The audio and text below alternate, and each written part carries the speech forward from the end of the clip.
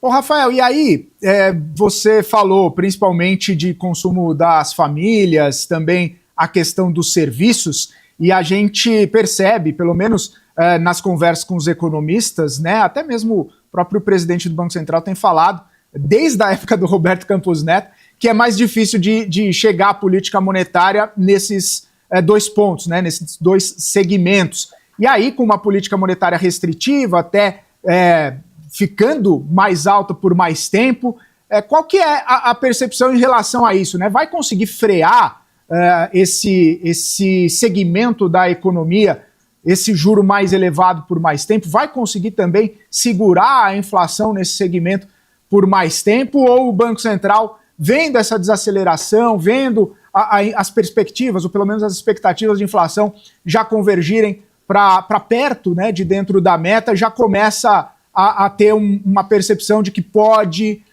começar a discutir o corte nesse ano, pode já começar a colocar nos modelos a percepção de que talvez não se sustente esse juro de 15 além de 2025? Eu vou até começar por esse final que você trouxe, Felipe, que foi perfeito, né? Hoje, a nossa projeção é que inicie-se esse corte de taxa de juros somente no final do primeiro trimestre de 2026, ou seja, a gente não acredita que haja espaço para cortes de juros esse ano.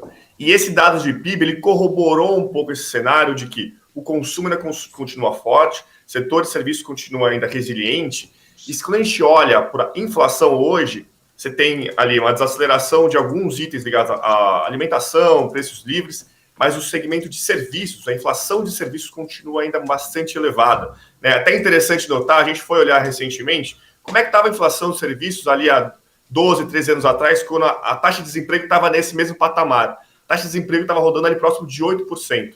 Atualmente, ela está rodando próximo de 6%. Lembrando que o limite superior da meta é de 4,5%.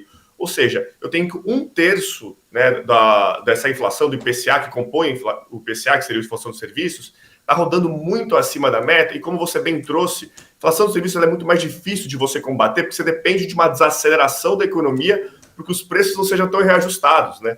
Então, como é mais complexo você lidar com a inflação de serviços, o Banco Central depende mais dessa perda de dinamismo da atividade econômica, né? Então a gente nota, né, que isso acaba virando um entrave maior para a gente discutir, por exemplo, corte das taxas de juros esse ano, né? Então a gente acredita aqui na Suno que fica ali para o terceiro mês, ali, março, né, de 2026, que o Banco Central ainda vai precisar esperar uma desaceleração maior, né, mas principalmente dessa inflação de serviços. Se a gente olhar os outros grupos, de fato, vem caindo, né, muito na esteira dessa valorização do câmbio, commodities caindo, né, alguns custos para as empresas vêm diminuindo, mas a inflação de serviços ainda continua ocorrendo num patamar elevado, né?